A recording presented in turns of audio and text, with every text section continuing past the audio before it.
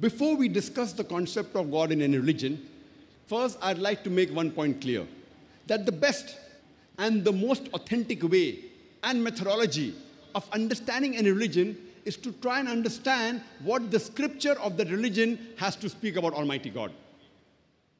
Trying to understand the concept of God by observing the followers of that religion may not be correct. Because many a time, the followers of that religion themselves do not know what is the correct concept of God. That's the reason the best, the most authentic methodology to understand the concept of God in a religion is to try and understand what the sacred scripture of that religion has to speak about God.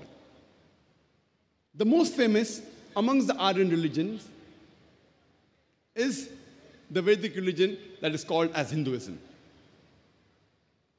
First, we'll discuss the concept of God in Hinduism.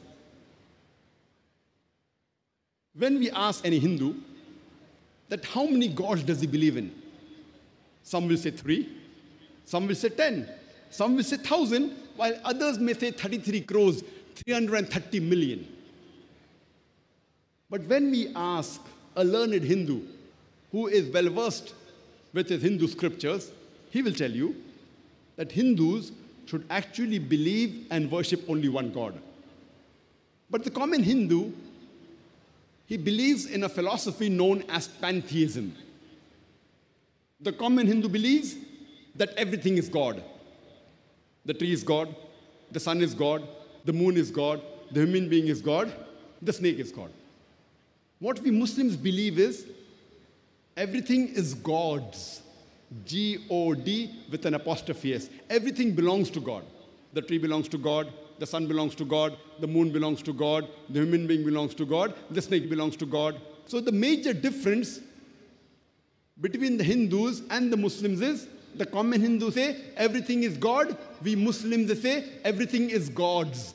G-O-D with an apostrophe S. The major difference is the apostrophe S.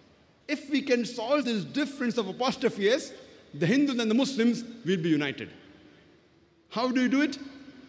As the Quran says, "Ta'alaw ila kalmatin sawa'in baynana baynakum." Come to common terms as us and you. Which is the first term? Allah na'budu illallah. That we worship none but one Allah subhanahu wa ta'ala. So let's try and understand what is the concept of God in Hinduism according to the Hindu sacred scriptures. Amongst the Hindu sacred scriptures, one of the sacred scriptures are called as Upanishads. It's mentioned in the Chandogya Upanishad, chapter number 6, section number 2, verse number 1. Ikkam evidityam. It's a Sanskrit quotation which means God is only one, without a second. It's mentioned in the Shvetasvatara Upanishad, chapter number 6, verse number 9. Nachasya kashid janitana chadipa, which means of that God, there are no parents, no lords. Almighty God has got no father. He has got no mother. He has got no superior. It's mentioned in the Shvetasvatara Upanishad, chapter number 4, verse number 19. Na tasya pratima asti. Of that God, there is no pratima.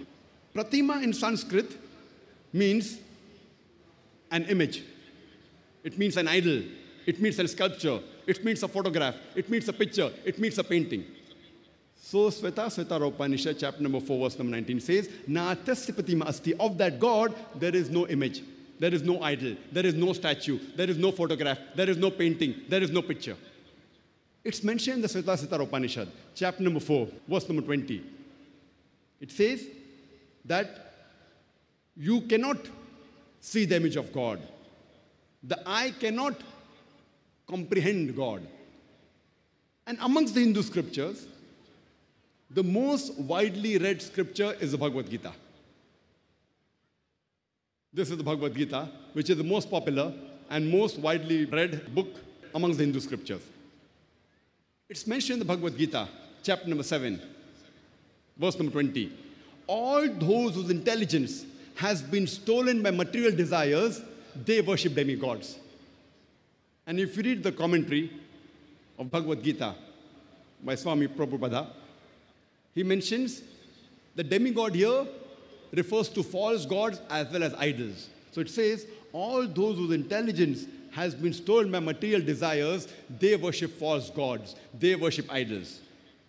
It's further mentioned in Bhagavad Gita, chapter number 10, verse number 3.